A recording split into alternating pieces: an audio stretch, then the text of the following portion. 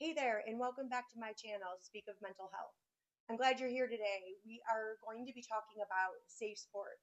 So, safe sport in terms of gymnastics is something that I think that a lot of people have a lot of fear around, and also something that I think people find a bit intimidating and maybe even a bit frustrating. So just right off the bat, I want to let you know, I do not work for Safe Sport. I do not know anyone that works for Safe Sport. I only know what I have read and searching on their website and whatnot. So I know a little bit about the background. It obviously came out of a lot of things actually, but a big part of it was the dumpster fire in 2016 surrounding gymnastics and everything that happened as a result. Safe Sport was designed to keep people safe, keep young people safe in sports, all sports, not just gymnastics. Um, Safe Sport is a nonprofit. They're not out to make money. And it came into law basically back in 2017. So Safe Sport is relatively new. It's only about 8 years old.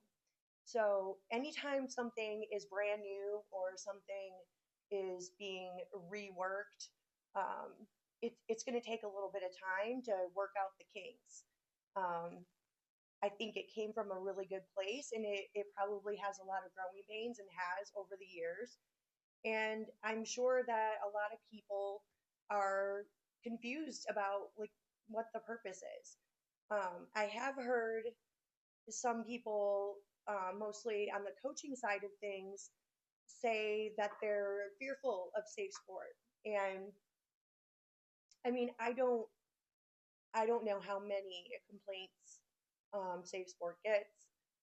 I'm guessing probably a lot. And I'm also guessing that they have a pretty good system of going through the complaints and finding the ones that are potentially valid. Um, and sometimes people may have a complaint, but it doesn't rise to the level of it needs to be investigated. And again, I don't work for them, I don't know, but in any other system, where there's a complaint process, there's definitely a lot of looking through things and finding what needs to happen just based on what was written. From there, then, potentially an investigation. Um, so back to the coaches, or some people in the sport saying that they fear safe sport a little bit, and I have a hard time with that because to me, if it's like me saying, well, I can't drive effectively anymore because of all of these cops everywhere. So my driving is just not going to be effective because I might get pulled over. So my thought is, if you're not doing anything wrong, then why would you fear something? And if someone puts in a bogus complaint, probably nothing's going to come of it. Like if you've done nothing, then you have nothing to fear.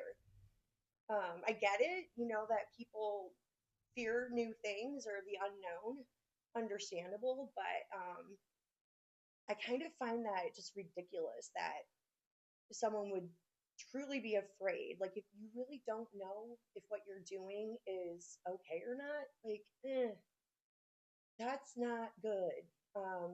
And I would guess that, maybe a lot of this comes from just, like I said, not understanding it or the fear of the unknown.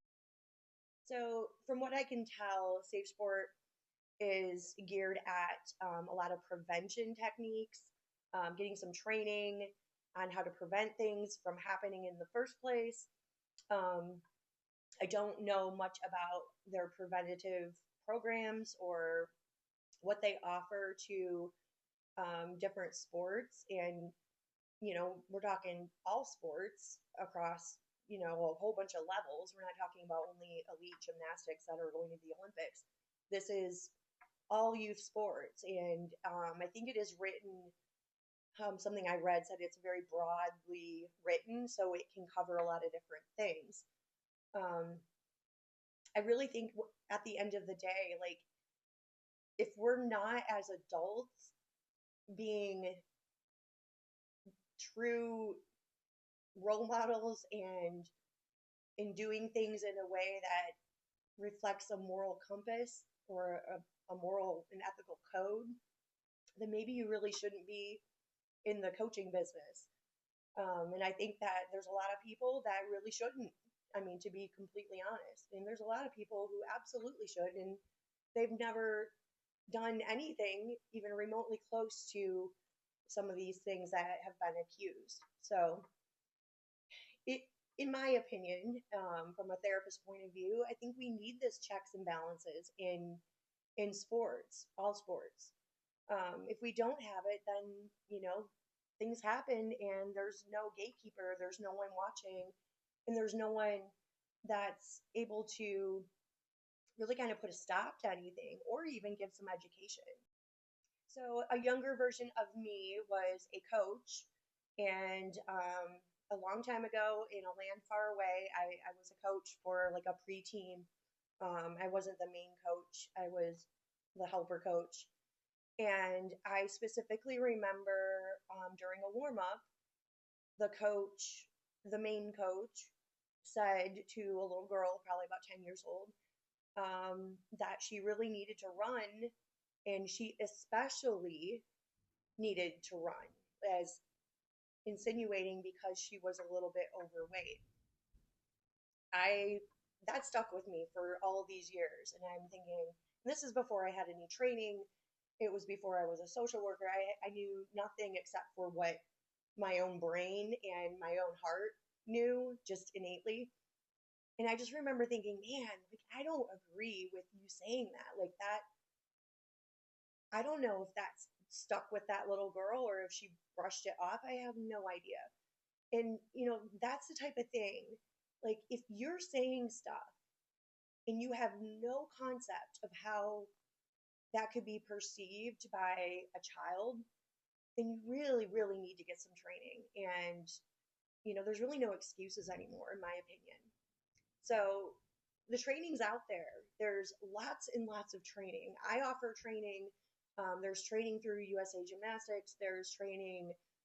There's preventative stuff through Safe Sport. So do a little homework and find out some tricks or some preventative things that you can, maybe sharpen your game a bit. And again, what it comes down to is if you're following your heart and your brain and your moral compass, I think you're just fine. And you don't really need to be worried about Safe Sport coming in and shutting down your program.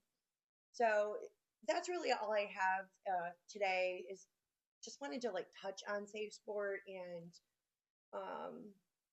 just my thoughts on, from a therapist, from a clinical perspective. I do think it's absolutely necessary that we do have this, and it's really long overdue. So I think as we go forward, there's going to be, they'll work out the kinks just like in anything.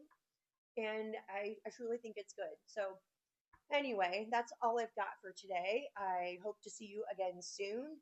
If you like mental health and you like gymnastics and you like those two topics combined, please like and subscribe. I will be doing a lot of videos that touch on mental health and gymnastics, and I hope to see you soon.